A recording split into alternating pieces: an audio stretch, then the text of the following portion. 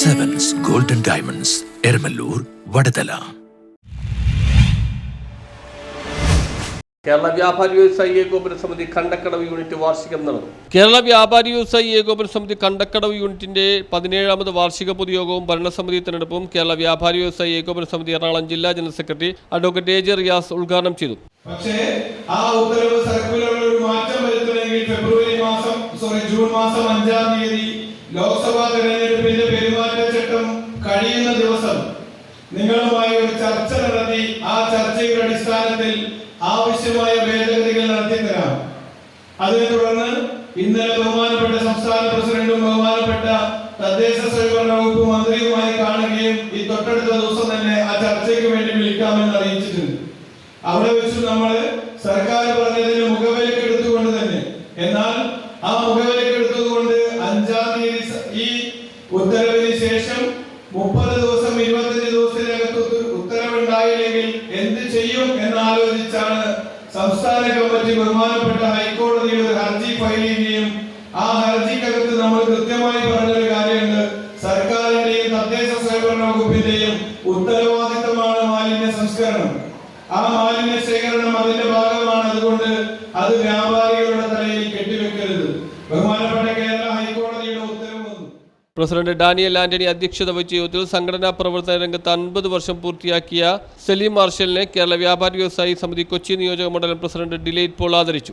കൊച്ചി നിയോജക മണ്ഡലത്തിൽ 14 യൂണിറ്റുകളിലായി പരന്നു കിടക്കുന്ന 3000-ഓളം വരുന്ന അംഗങ്ങളെ ഉൾക്കൊണ്ട് പ്രവർത്തിക്കുന്ന 14 യൂണിറ്റുകളിൽ 12 യൂണിറ്റുകൾ ഇന്ന് വ്യാപാര ഭവനുകളുണ്ട്.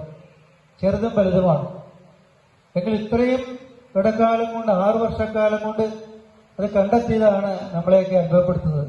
അതും കണ്ടക്കടവ് പോലുള്ള ഒരു പ്രദേശത്തു നിന്ന് അത്തരത്തിലുള്ള അഹോരാത്രം പണിയെടുത്ത് അത്തരത്തിൽ ആളുകളെ കൂട്ടിച്ചേർത്തുകൊണ്ട് പദ്ധതികൾ നൽകി നിങ്ങളെ ചേർപ്പിച്ച് അതിൽ നിന്ന് കിട്ടുന്ന വരുമാനം കൊണ്ട് അദ്ദേഹം അത് ചെയ്തു. അതിനപ്പുറം മറ്റൊരു കാര്യം കൂടിയുണ്ട്. അദ്ദേഹം ഈ യൂണിറ്റ് ഏറ്റെടുക്കുമ്പോൾ ഉണ്ടാകുന്ന കടബാധ്യത എനിക്കറിയാം.